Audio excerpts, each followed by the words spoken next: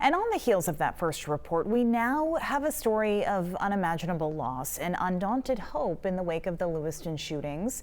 One of the first of the 18 people killed that night to be identified was Joseph Walker. He was the bar manager at Schmenge's, and his father told us he tried to fight the gunman before he was killed.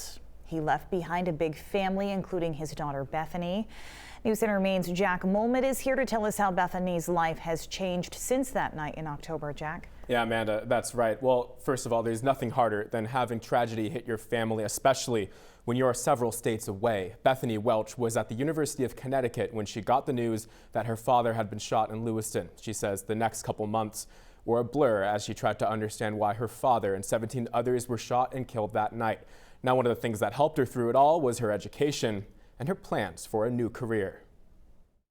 You wake up every morning and I have our picture together for my senior prom on my nightstand. I have my Yukon cap at the end of the bed on my bookshelf, and you wake up every morning thinking of it.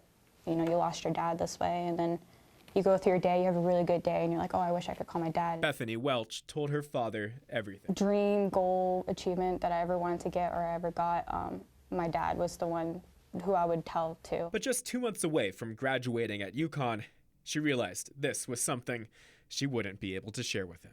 I saw in a group chat from my friends that there was a shooting at the bowling alley in Schmenge's.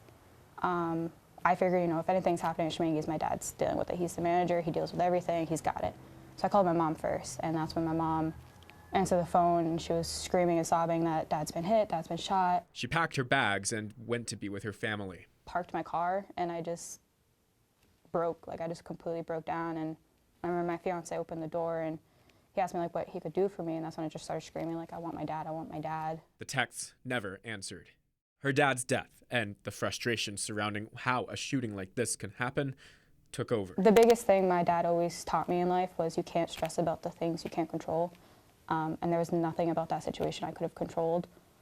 But I knew that if I was going to control one thing, it was going to be my life and my career and what I could do for my family. So Bethany decided to follow her father's example of serving her community. Yeah, he's the reason why I have so much determination and I have so much motivation to try to achieve big things in life. She went back to school, graduating with her family by her side, her father in spirit. And I always knew I wanted to take care of people. I always knew I wanted to be in healthcare.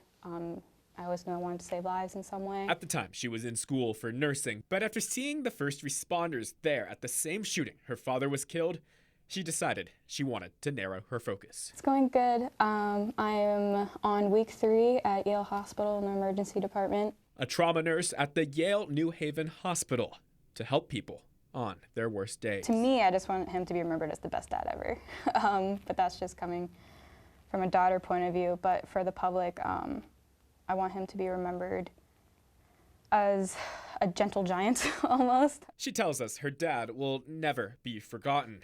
She wants to be sure of it. After all of this, there's like just a fire lit. Like I just want to achieve all this stuff, and I want to get all these certifications in nursing, and I want to go get my master's and do all this stuff because now it's like, it's in honor of my dad. I'm doing it for my dad, and I don't think I ever want to stop because I'm scared to stop. I'm scared what will happen if I stop, but also just my dad just, even in the afterlife, he's just pushing me forward. So he's my angel now.